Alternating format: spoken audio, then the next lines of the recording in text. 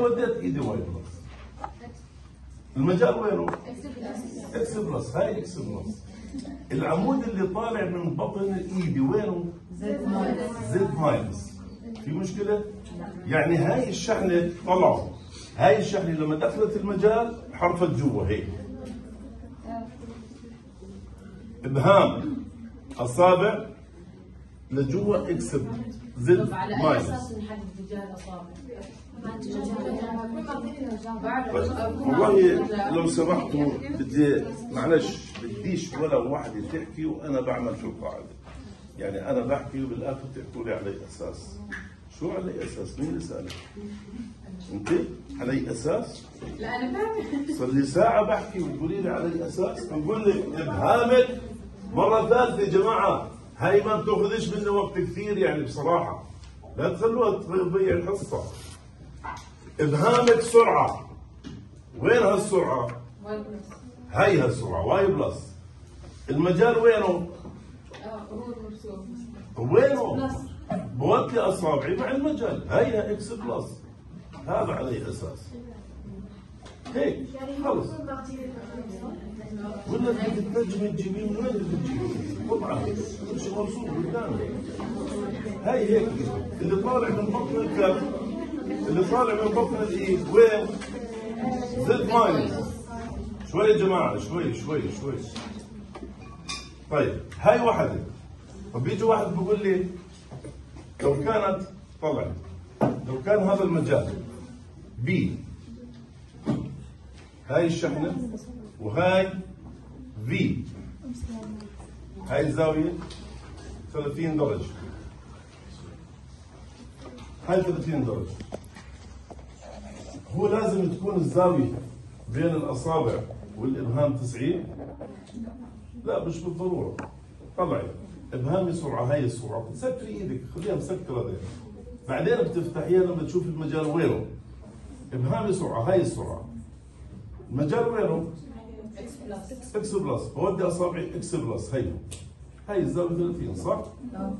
بيجي واحد بيقول لي يعني انا حاطط زاويه بين الابهام والسرعه، الابهام اللي هو السرعه والمجال والاصابع 30 درجه صح؟ هي زي هيك. طيب اسمعوا، احنا مش مضطرين نعمل زاويه. كيف مش مضطرين نعمل زاويه؟ لانه هاي الفي، شايفين هاي الفي لها مركبتين. شوي يا جماعه، هاي الفي كم مركبه لها؟ طلعوا. للي بيعرفش يتخيل الزاويه يعني هي مسألة سهلة. هاي لها مركبة هيك وهاي لها مركبة هيك صح؟ بدون ما كل شوي احكي شو هاي شو هاي. بس اللي بعرفه انه المركبة اللي على امتداد المجال ما لهاش دخل في حساب القوة. فاهمين شو بحكي؟ المركبة المنطبقة على المجال هاي ما لهاش دخل في حساب القوة. اللي مسؤول او بيسهم في القوه مين؟ هاي في الحسابات. فبقول له خلص بديش اعمل هيك، ابهامي سرعه، اصابع مجال، هاي اف لجوا. يعني انا لو كانت الزاويه اقل من 90 بعملها 90 عادي، لانه اي متجه مايل بزاويه غير ال 90 المركبه العموديه تبعته هي التي تسهم في القوه المغناطيسيه. طيب بيجي واحد بيقول لي طيب لو كانت هيك، هاي بي وهاي الشحنه موجبه وهاي بي وهاي الزاويه 120 درجه. طيب شو رايك يعني اجي اعمل هاي اصابع هاي ابهامي بسرعه، اكسر اصبعي اشده هيك واعمل 120؟ لا، هي شغله بالعقل. يا انا بحكي هيك ابهامي سرعه طلع كويس، ابهامي سرعه وبتخيل اصابعي جهه المجال زد ماينس صح؟ اللي بيعرفش يتخيل ما هي هاي إلها مركبه هيك وإلها مركبه هيك صح؟ المركبه اللي على امتداد المجال ما لهاش علاقه في القوه. مين اللي إلها؟ هاي. شايفين شو سويت انا هون؟ سواء الزاويه 90 ولا اقل من 90 ولا اكبر من 90 خليتها 90 بس. يعني اذا الزاويه بين بي وبي 90 اقل من 90 اكبر من 90 خليها 90. يعني هاي هيك هاي هيك وهاي هيك عادي. فيش داعي اكتب هيك اقول له هيك وتخيل اصابعي هناك نفس الشيء راح يطلع. فيش داعي اعمل هيك خلص هيك مركب العمودية. طيب هسا يعني الشحنه قاعده تنحرف للموجب صح؟ الشحنة بتنحرف على حسب ما بطلع من بطن الايد. بالضبط ايوه يعني معناته يعني بمزح والله بمزح. طيب بالضبط. هلا شوفوا لي الان صفحة 7 أو 7 هاي صح.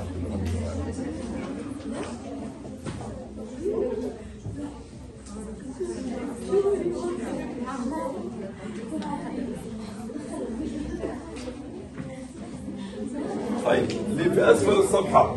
طيب اللي في اسفل الصفحه الان طلعوا. بعدين يا جماعه الحنجره تشطبط يعني.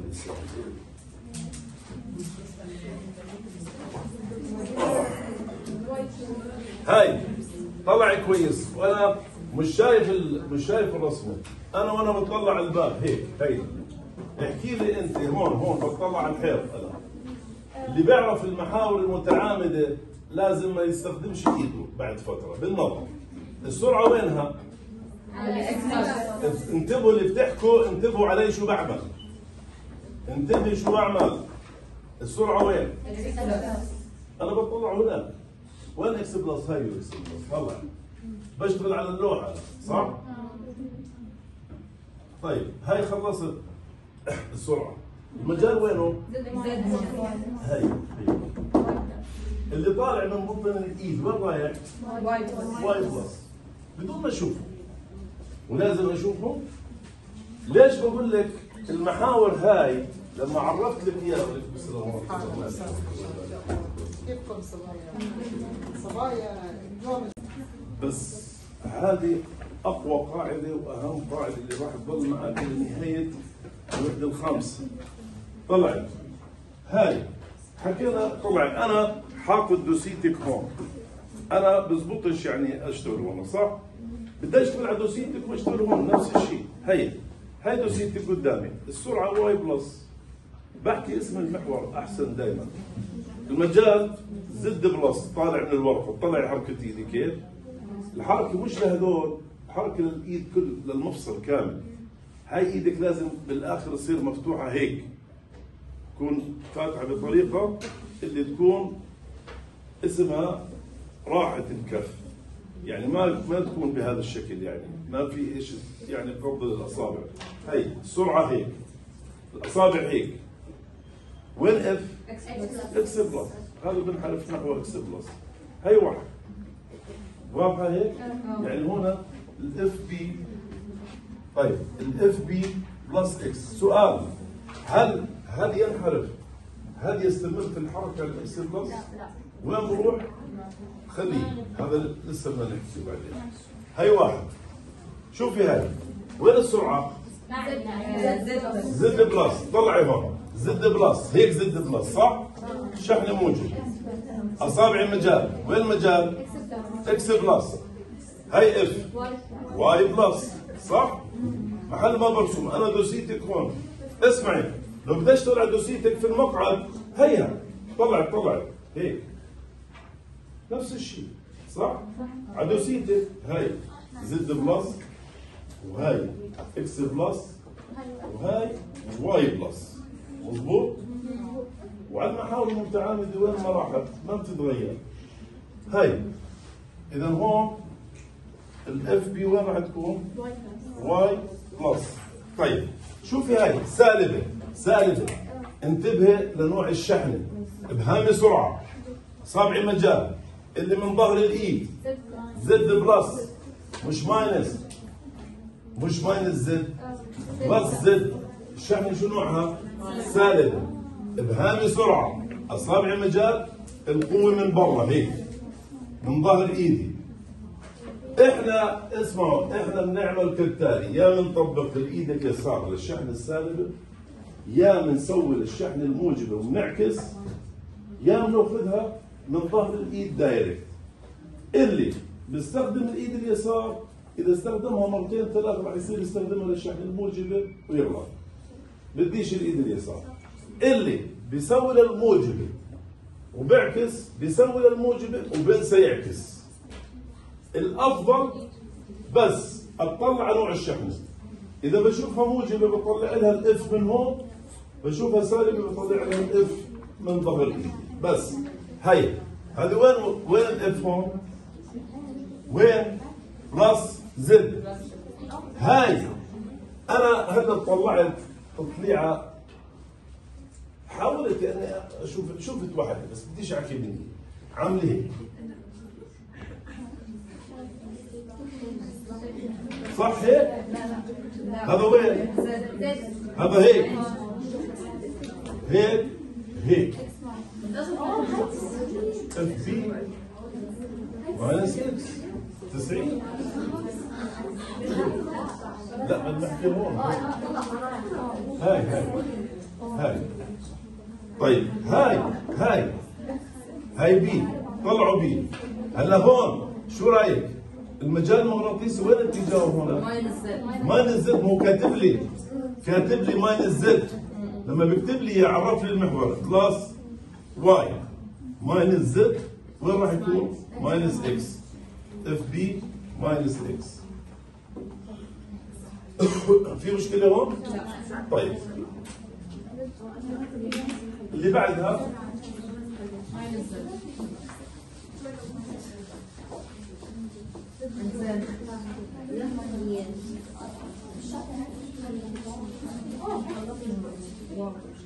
طيب هاي مثلا جماعة،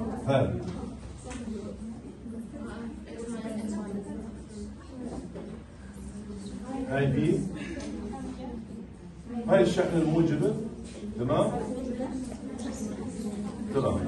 يلا وين هاي؟ هي طلع على حركة دي، طلع كويس هون. هي صح؟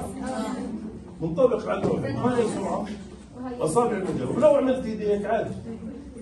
هي المركبات العمودية اللي شغالة مع بعض دائما. هيك ولا هيك عادي. طالما في نفس المستوى بينهم شو ما كانت الزاوية خلي 90 عادي، وهيك عادي ما في مشكلة. زد ماينس، هي اف بي ماينس زد. صح؟ طيب الثاني. طيب نشوف هاي بالله، هاي شو عملتوها؟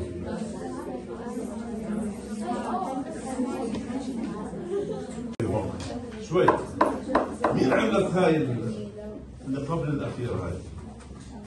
مين عملتها؟ موجب زد موجب اكس. لحظة شوي. أنا لما حطيتك يعني في احنا رحنا لأبعد نقطة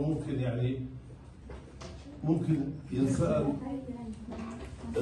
في السؤال عن الاتجاه.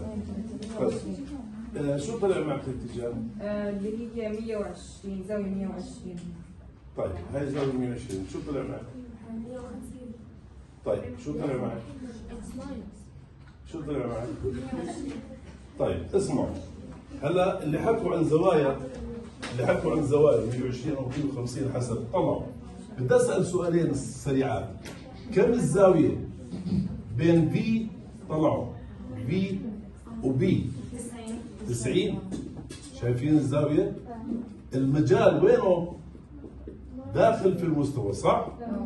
المجال جوا والسرعة منطبقة على المستوى. كم الزاوية بين هذا الخط وهذا الخط وهذا الخط وهاي؟ كم الزاوية هيك؟ 90. وهاي ولو كان فايت جوا السهم برضه 90. هاي الزاوية 30 درجة مصنوعة مع المحور بلس اكس، بده يعطيني اياها زي ريفرنس مشان اتعامل مع الاتجاهات. طيب بدي اتجاه السرعة، اتجاه اف ابهامي سرعة، هاي سرعة واصابعي مجال. وين المجال؟ هاي المجال هيك صح؟ طلع اف هيها اف. يعني مش جاي لا هيك ولا جاي هيك، جاي هيك. اسمعوا، في معلومة إذا ما عرفتيها راح تضلك يعني تخاطي في الاتجاه على الفاضي. شو هي؟ هاي طلعي لما اجي ارسم بدي ارسم هون مرة ثانية لحالها. هي طلعي عشان اوضح لك اياها برسمة لحالها. هاي الشحنة الموجبة وهاي في، تمام؟ ابهامي سرعة واصابعي مجال. وين الاف؟ هيك طلع الاف. طلع الاف كيف بدي ارسمها؟ هيك. اللي ناسي انه هاي الزاوية 90 درجة ما راح تعرف الاتجاه. مش احنا حكينا في خاصية كثير مهمة تنسيهاش، انه القوة المغناطيسية عمودية على في وعلى بي، صح؟ انا اللي عرفته هون انه هاي لا هي على اكس ولا على واي، ولكنها عمودية على مين؟ على في. هلا الاتجاه بعرف ولازم احكي له اكس وواي. هي 60 مش هاي 30 وهاي 90. طيب هاي كم؟ هاي 60 صح؟ اسمعي، اتجاه بي اف بي عفوا، اتجاه اف بي بامكانك تعبروا عنه باحدى الطريقتين. بنسبة 10% في الامتحان لو جابوا بعد دائرة بنسبة 10%، لأنه حكاها مرة واحدة هو في هاي الشغلات، إنه يحكي لك اتجاه اف بيمين 60 درجة. هذا شو؟ شمال الغرب. ايوه شمال الغرب، الزاوية مع الغرب، زي ما سوينا هسه قبل شوي. هاي لغة، هاي لغة، هاي شمال وهي ايش؟ مع الغرب الزاوية معناها شمال الغرب 60 درجة. أو اتجاه اف بي. ايوه بحط ايدي على البلس اكس هيها وبلف بلف بلف بلف تأوصل متجه بهذا الشكل. زاوية مرجعية 30 و90 120 درجة. إذا اتجاه اف بي 120 درجة. هاي زاوية مرجعية. هاي تعبير عن الاتجاه. بدون ما اكتب انه فليش معروف يعني، هذه معروفة خلص. هاي انترناشونال عالمية يعني. في كل كتاب فيزياء لما اكتب لك اتجاه المتجه زاوية معروفة بلس اكس، من البلس اكس للمتجه عكس عقارب الساعة. هاي معروفة.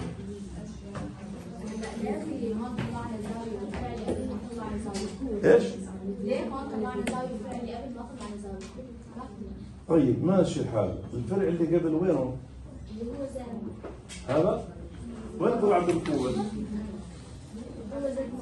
فكيف قلت الزاوية؟ هي على محور معروف. مش محور اسناد؟ ليش زاوية؟ ما هي على محور اسناد.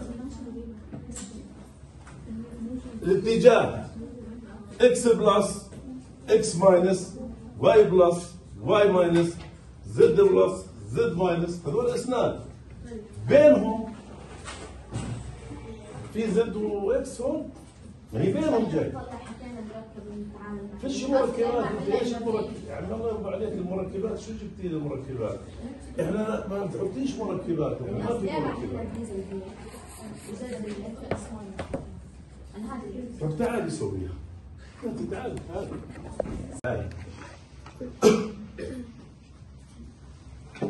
هاي اتجاهها وين؟ وهي وين اتجاهه؟ هذا وين اتجاهه؟ هذا وين اتجاهه؟ هذا وين اتجاهه؟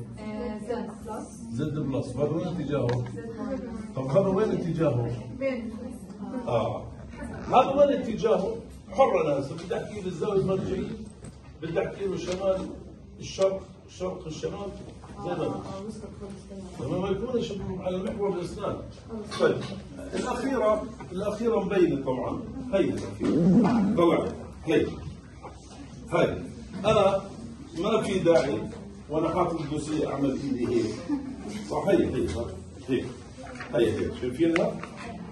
لف الدوسيه كلها كامله شحن موجب. مش مبين ايش الشكل. موجب ما هو لما نحط سالب يعني موجب. هاي هيك بهذا الشكل شايفينها؟ لف الدوسيه كلها كامله هيك بهذا الشكل. انا لازم اعمل هيك صح؟ يعني لفه الدوسيه اسهل من لفه ايدي انا. اذا بلس زد صح؟ طيب هلا وين ما في اتجاه الشمس. نوع مش نوع الشحن الموجب نوع الشحن الموجب هذا.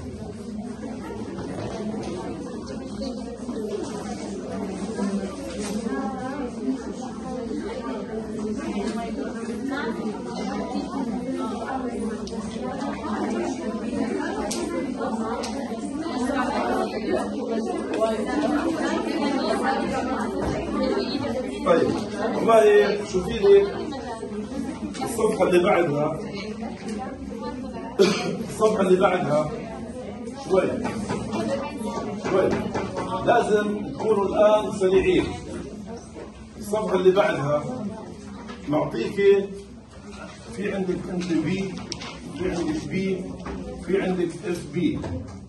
شو بحكي لي؟ حدد اتجاه الكمية المجهولة. إذا بعطيك بي وبي شو بده؟ اف. إذا بعطيك اف وبي بده بي. يعني المتجه المجهول هو اللي بدي أطلعه مش هيك؟ طيب طلعوا نشوف هون. هاي الأولى هاي واحد، هاي شحنة سالبة صح؟ شحنة سالبة. طيب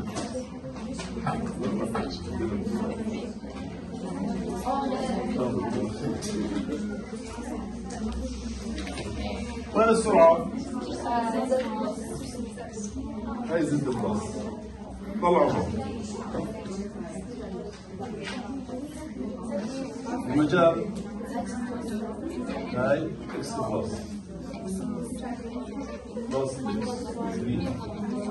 طيب بسرعة وين اتجاه المجال؟ الصورة ها طلع كويس. لحظة شوي.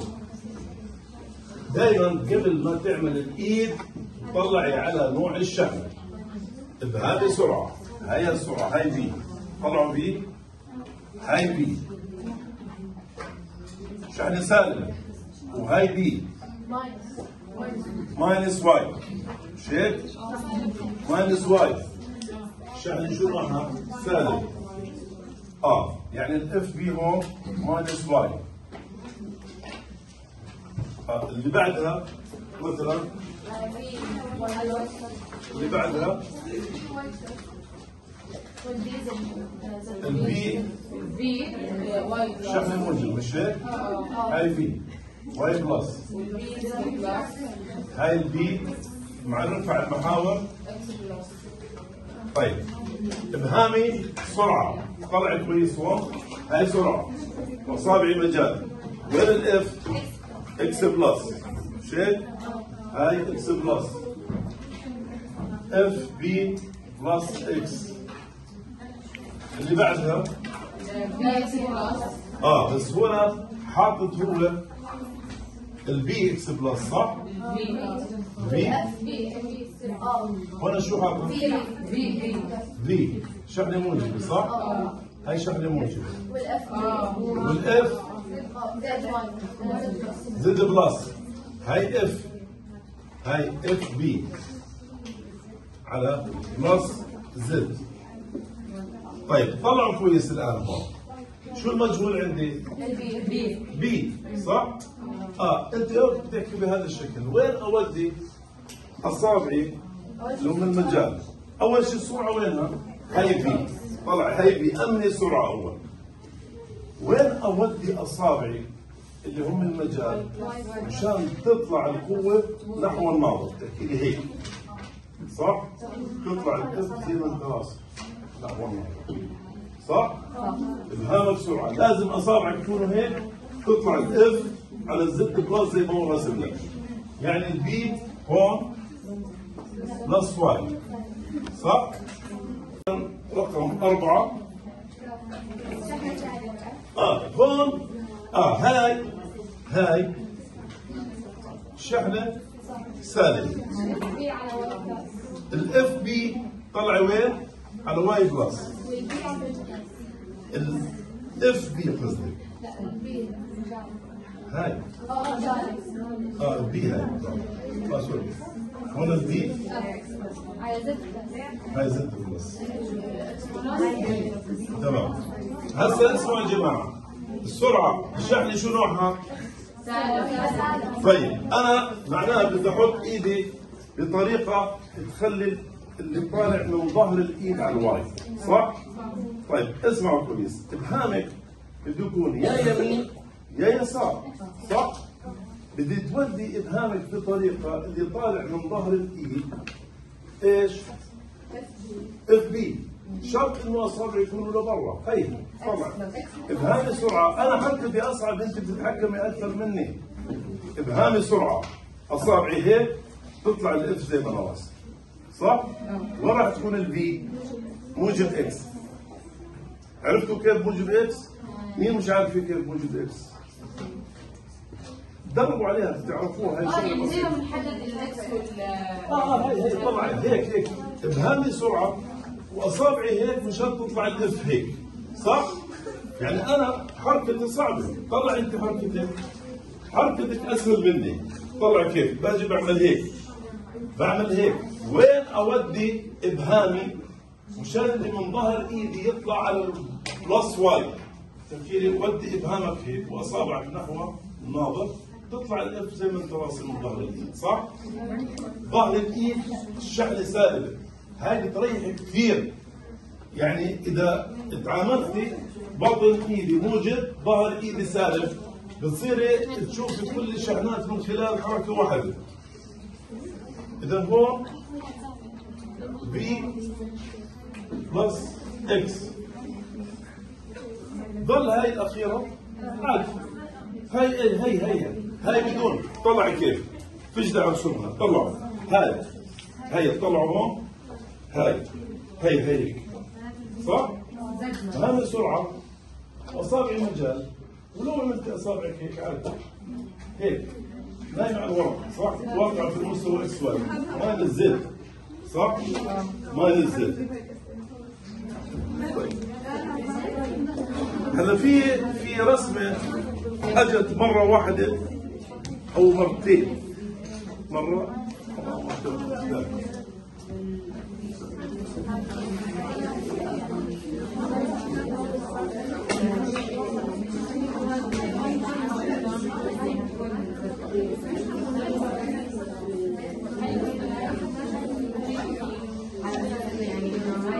طيب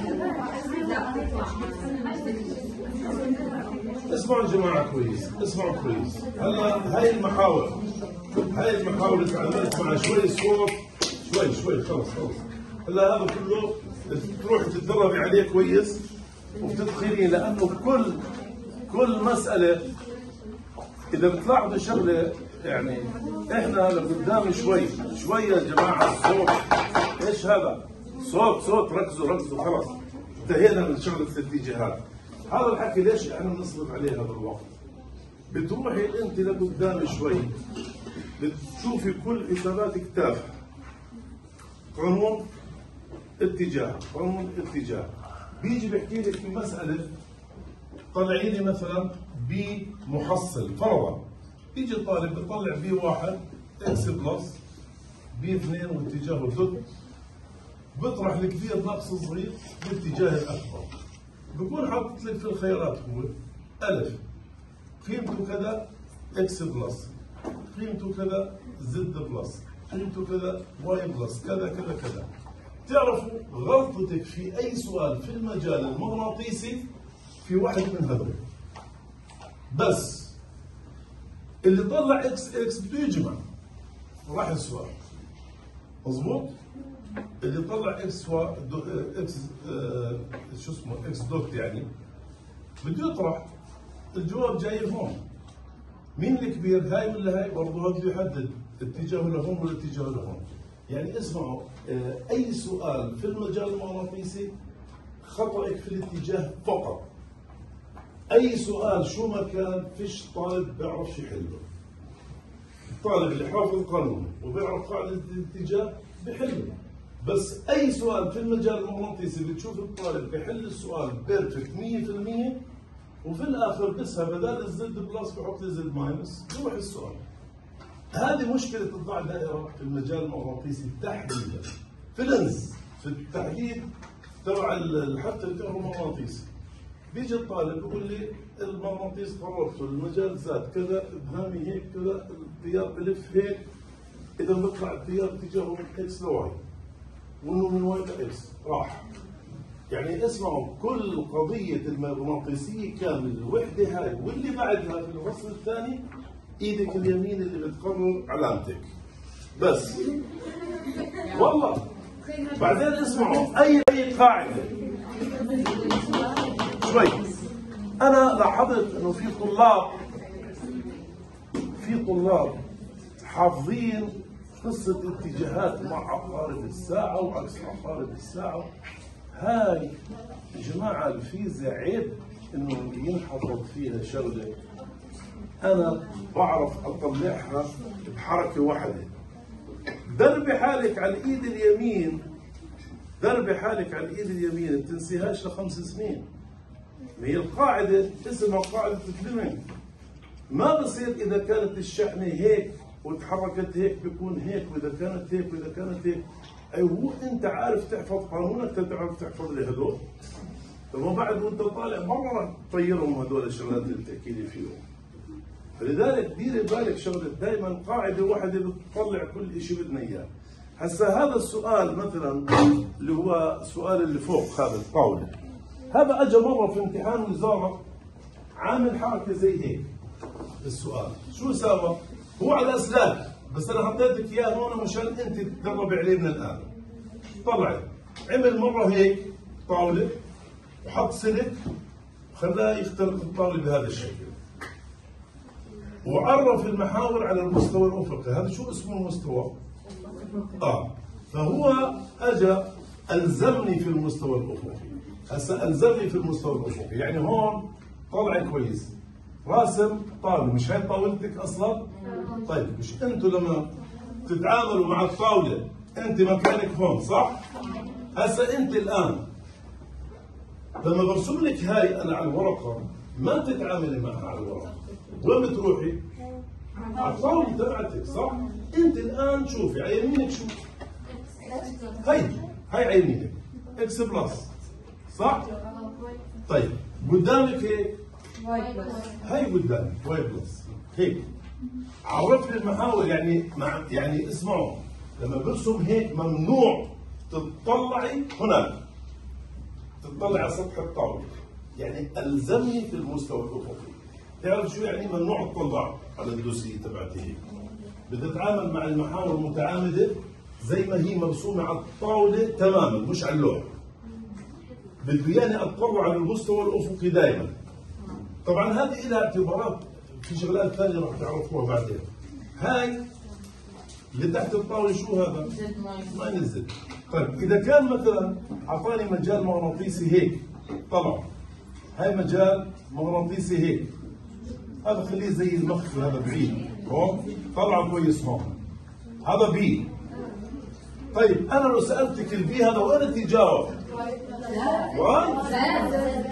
يعني انا صار لي ساعه بحكي مشان تقولي لي واي؟ اسمعوا هذا وين اتجاهه؟ لحظه زد بلس. انا بقول لك تتركي لا بتطلع من فوق. كيف مش مبين؟ طاولتك هاي يعني ممكن يكون لو يعني طاولتك انا برسم طاولتك، هاي الطاوله تبعتك، تتركي اللوح وتطلع على الطاوله تبعتك انت. اكيد انت رسمها بس انا بالرسمه هون. هذا اسمعي هذا مستوى افقي. يا ستي لو رسمتها هيك عادي هي رسمتها هيك هي طالعين من الطاوله هذول كلهم طالعين من الطاوله هي واي بلس هيو. اقسم بالله يا جماعه على فكره يعني انا بحكي معلومه سهله جدا. انا بقول لك سيبي هذا وتعاملي مع طاولتك، مش هاي طاولتك انت الان على يمينك شو؟ قدامك هيك. هي انا راسمه هيك. هاي طاولتك في الثلاث ابعاد، يعني هاي الزاويه 90 درجه. هاي 90. انا ما بتطلع هون، بتطلع هون. هذا اللي راسمه هيك هيك. شو وين هذا؟ زد زي ما بتتعامل مع طاولتك. هاي زد بلس، هذا عكس هذا. هي شايفينه؟ هذا ماينس، هذا بلس زد. هاي الشحنه وين تتحرك؟ لليمين، صح؟ انا بترك هاي الرسمه، شو بدي فيها؟ هو رسم لي طاولتي، ليش اروح على الطاوله المرسومه؟ ما في عندي طاوله صحيحه. هي ابهام سرعه واصابع مجال، سوري اصابع مجال هيك. وين الاف؟ واي ماينس، مضبوط؟ يعني الاف وين بدها تطلع؟ اف في ماينس واي.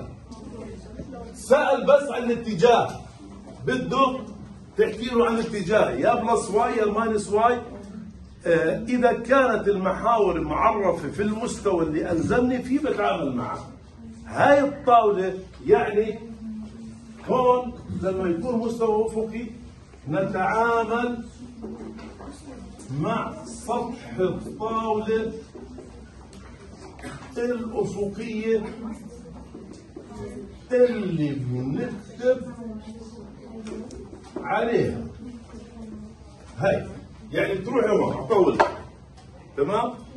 طبعا هذا كله الحكي يعني بده صح اخذ لنا وقت واحنا بنحكي فيه، بس راح تشوفوا انه اي سؤال بدي اياه لازم يكون في قصه اتجاهات. مثلا طلعي لما انا بدي اسالك سؤال، والله اقرأي لي، والله اقرأي لي سؤال سؤال 3 شوي. جماعة والله خلص سيبوا شو بغيت تتدربوا بعدين عليها، أنا بس بدي إياك تطلعي الآن إحنا في أي مسألة شو اللي أنا بده يلفت انتباهي في السؤال مشان أعرف أحل. اقرأي. مثلا شحنة موجبة مقدار 2 مول كولوم يتحرك بسرعة 16 أس 5 متر لكل سكند باتجاه الشرق. بس هسا لما حكيت باتجاه الشرق ما بصير أروح أكتب أنا هسا، لازم أروح أعمل هيك على السريع، أنصب المحاور واحكي بتحكي لي هاي في 10 قوة 5 متر بير سكند. تمام يلا. دخل بمنطقة مجال مغناطيسي منتظم قيمته 2 ب 10 سالب 5 تسلا. لا يؤثر باتجاهه يصنع زاوية 60 درجة مع شمال الغرب. يصنع 60 درجة شمال الغرب، صح؟ يعني هاي شمال وهاي غرب، الزاوية مع الغرب كم هو؟ 60 درجة. هاي في اللي هي 2 ضرب 10 اس ماينس 5 تسلا، مش هيك؟ طيب ممتاز. احسب القوة المغناطيسية المؤثرة في الجسيم مقدارا واتجاها لحظة دخول المجال، صح؟ طيب اف بي تطبيق مباشر، كيو في بي ساين ثيتا 2 في 10 اس ماينس 6 بي 2 في 10 اس ماينس 5 ساين الزاوية بين اتجاه بي واتجاه بي. هاي الزاوية صح؟ اللي هي 120 درجة، صح؟ هاي ساين ال 120 درجة. جذر الثلاث على 2 يعني 2 في جذر الثلاث، مضبوط؟ في 10 اس ناقص 6 ضرب 10 اس ماينس 6 نيوتن. الاتجاه ابهام سرعة، اصابع مجال هيك او هيك، زد بلس نحو الناظر. طيب اسمعي، لما انا بجيب لك سؤال ضع دائرة، هذا مثال ضع دائرة، بقول لك القوة المغناطيسية المؤثرة على الجسيم لحظة دخول المجال ألف باء جيم دال، بكون حاطط لك هذا الرقم زد بلس، هذا الرقم زد ماينس. واحد غلط واحد صح، مضبوط؟ وارد انه احط الشحنة سالبة وما ينتبهش انها الشحنة سالبة، صح؟ لو كنت حاطط هاي شحنة سالبة بده يصير هذا زد ماينس، مضبوط؟ يعني قصة تعويض الارقام شغلة تافهة. كيو في بي ساين كيتا، كيو في بي ساين كيتا. يعني ممكن اعطيك شحنة سالبة اللي بتتحرك، بده ينعكس اتجاه القوة المغناطيسية، صح؟ ينعكس كل شيء. شو تعكس المجال، تعكس السرعة، شو بدك فيهم هذول؟ تعكس القوة. إذا الشحنة هاي سالبة، إبهامك سرعة، أصابعك مجال، القوة من ظهر الايد على الزد ماينس. اوكي. طيب سؤال 4. بتحرك الكترون. صح، مثال في الكتاب. هلا هون طلعي.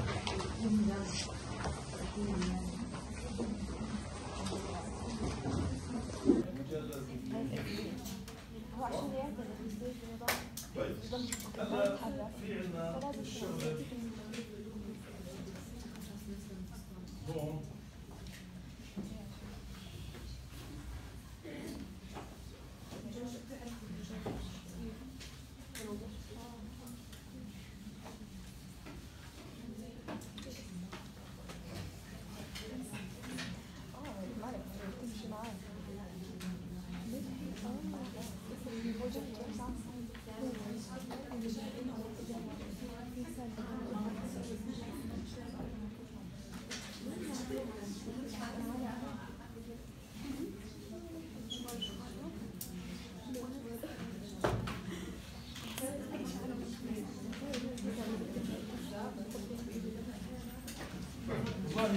هلا اسمعوا، هلا بدي منك الان خلص سيب الدوسيه، ما تطلعيش ولا على شيء مكتوب عندك، بس ركزي كويس واسمعي كويس. الان اذا سمعتي كويس ما تقرايش تروحي تحلي اسئله مباشره.